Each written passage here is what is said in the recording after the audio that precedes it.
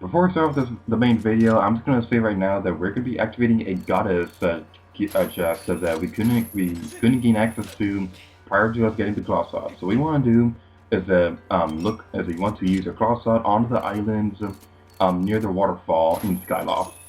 So we need to climb these vines, and over here, if you look down, you can see there's an island over there. So let's skydive over it.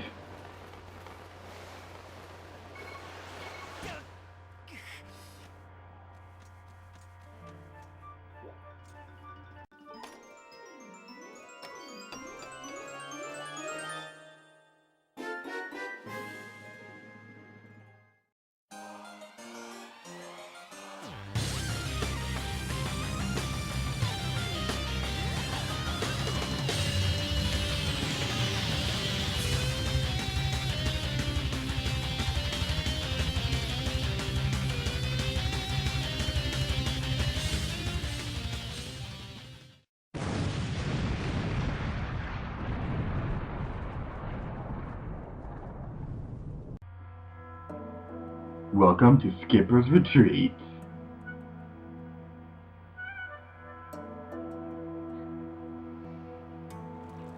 We've arrived at Reap. My sack is at the very top. The feature we need is in the sack, but you're the one we have to go get it. There are more monsters about than before, so be careful, Reap. I can't water far from the boat, so I'll just stay here. Hello everybody, my name is Lady Gear to you, and welcome back to Let's Play Skyward Sword. In this video we're going to be conquering Skipper's Retreat. Oh yeah. So what you want to do is that there are some monsters over here. Oh no, whatever are we gonna do? What you want to do is that you want to pull out your Skyward Strike, and then strike out.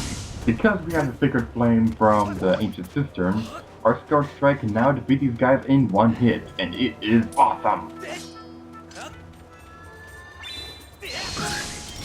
There's a treasure chest over in this area that drives me insane because we cannot get it until we're at the very top of this place, and I don't know, it just drives me insane because we can see it, but we just can't reach it for now. It's kind of annoying. It's not too terrible, it's just a little, I don't really know how to describe it because it's not like we have to go very far into the game to be able to get it. Like, by the end of the video, we're going to be getting that treasure chest, definitely, but still, it's one of those things where it's right there, so why can't I just go get it?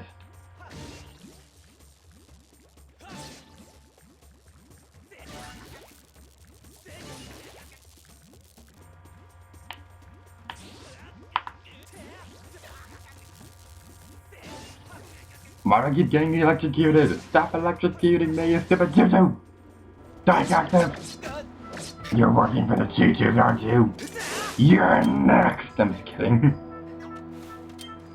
So now we need to blow up this boulder.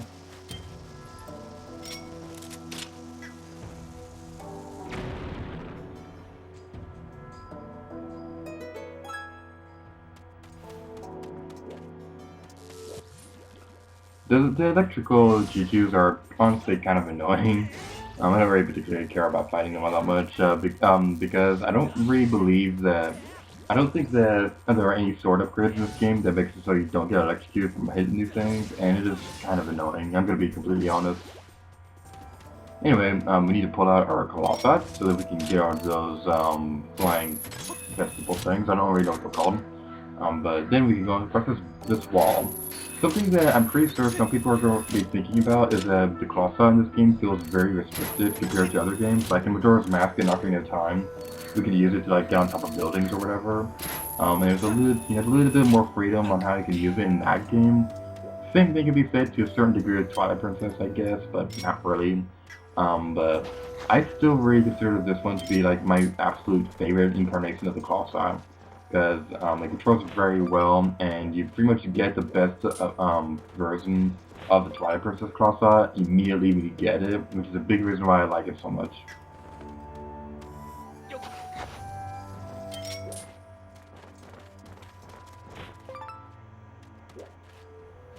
That field moblin over there, what you want to do is you want to race towards it, so that you can get behind it after jumping across the field, and then it's pretty much going to be in a position where it cannot attack you for the most part. Sometimes it can attack you, but other times it won't. This could also be used for the wooden sealed moblins, but it's pretty much the only way you can defeat the sealed moblins, the ones with the middle sealed. There's a treasure chest right here, which I want to open. And just gives us rubies. How rude. Well, rubies aren't too terrible. They are useful in this game. It's just that there's a lot of them. It's only like 20 rubies, which isn't exactly all that useful. I only really buy thousands, but whatever. I do hope they make the rubies more useful in Zelda U. Like I heard that in Link Between Worlds they used it for like an item rental system, but I haven't played that game, so I don't really know. About that.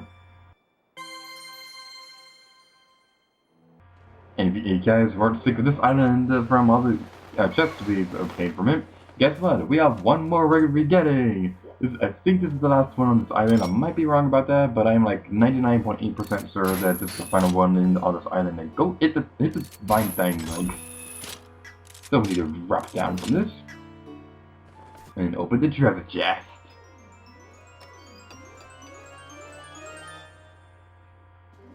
You got the potion medal. Carrying this prolongs the effects of the potion.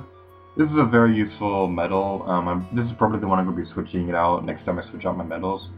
But anyway, what you want to do to get out of this area is you need to hook out onto this vine up here, so you can get it back up here, and then you need to turn around, and there's a vine over there which you can hook out to, or cross out, or whatever.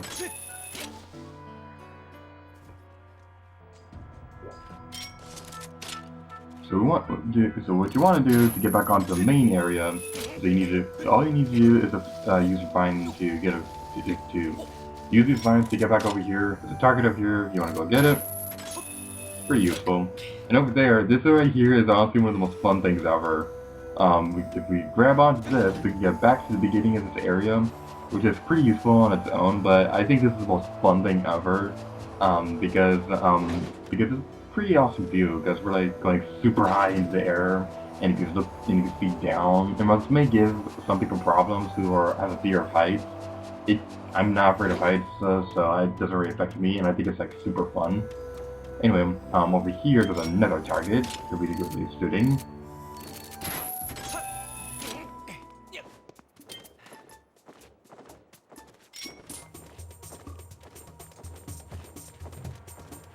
Just like in the ancient cistern, once the tail is exposed, you need to pull it down, take out your sword, and do a fatal blast.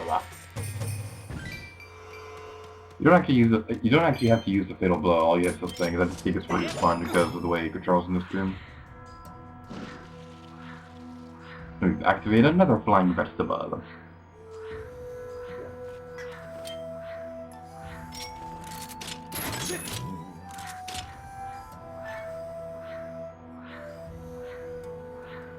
Once it's in view, once we're close enough, we can target over there.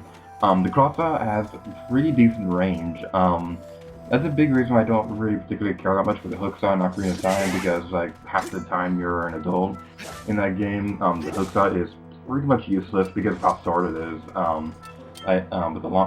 then you get the long shot in the water temple, and it becomes a lot more useful. But you like have to go through half the game before you can actually really do much with that. So like I said, this is my favorite incarnation of the claw shot because you get pretty much all the awesome upgrades from the other hook shots from the other Zelda games pretty much right off the bat, which is why I think this is so awesome. Because you get the long reach with the long shot, and you get the dual claw shot from, well, the dual hook shots from Twilight Princess or whatever it was called in that game.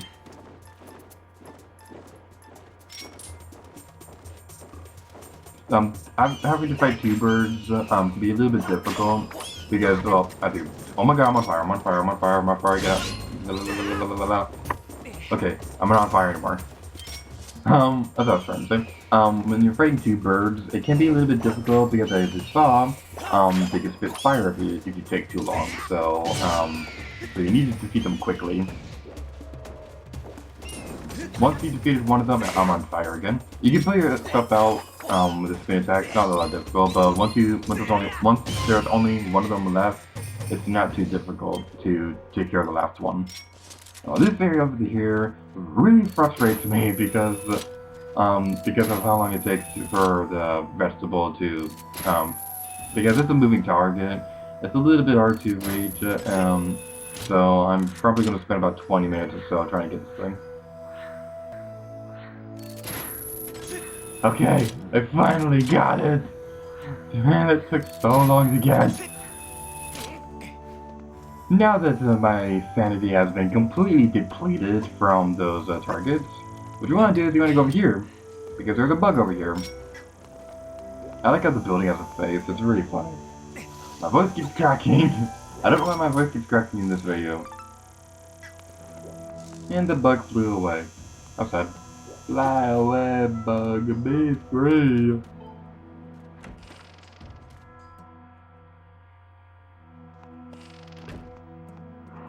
So if you weren't sick of using the gust bellows, oh, there's a scorpion right there. If you weren't sick of using the gust bellows from that one side quest we took care of a couple videos back, guess what? We have to use it again! Isn't that fun? I do like the gust bellows in this game, it is a cool item. Revealing that, gives us access to the treasure chest. But because I feel like it, I'm going to be blowing away all the dust in this room. My voice keeps cracking. I gotta stop that. And we get Amber Relic. We've seen like a million of these in this video.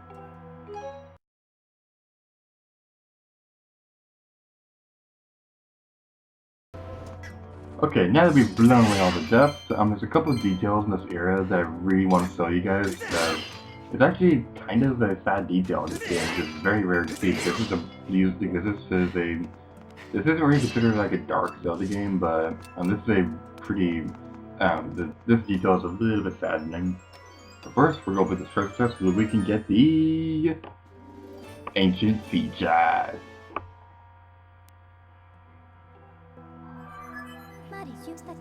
Master, I've determined that this is the skipper's feed chart. Let's take it back to him.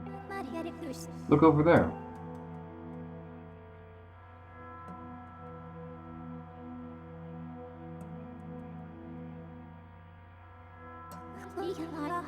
That is a ship containing Nyra's flame. There's a 90% chance that the synthetic life forms assembled here are the crew.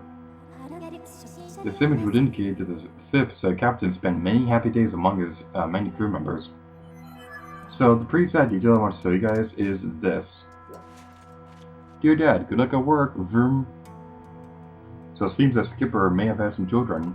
And a really sad detail is that if you look over here, we can see two robots that are no longer functioning. And it might just be me, but these robots just seem shorter than the other ones. So it's a pretty sad detail when you really look into it. And this painting right here, we can see Skipper holding somebody over a boat, much like that one scene in Titanic that pretty much everybody's seen because that's a really popular movie. Anyway, so that's a pretty sad detail. It's also a really interesting detail to really see because, like I said before, this isn't really considered a dark Zelda game, but Skipper has like been separated from his crew member and family for like a really long time. It's actually kind of sad. But anyway, on a happier note, there's a protest over there. It is shiny. I want the shiny. The shiny shall be mine. It's not that shiny, but I like to say it because it's funny. Well, not really, but whatever.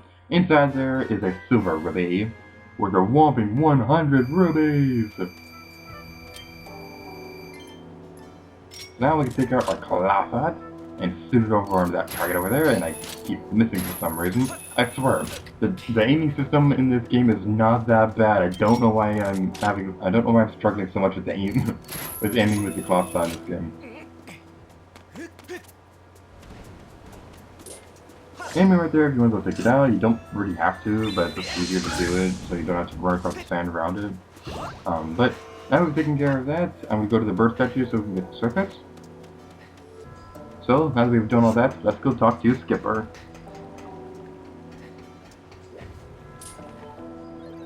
We get the feed chart, now we can finally navigate properly. Let's go look for my ship. And on that note, Thank you guys for watching this video, The Legend of Zelda Skyward Sword. And until next time, let it gear to you. Oh yeah.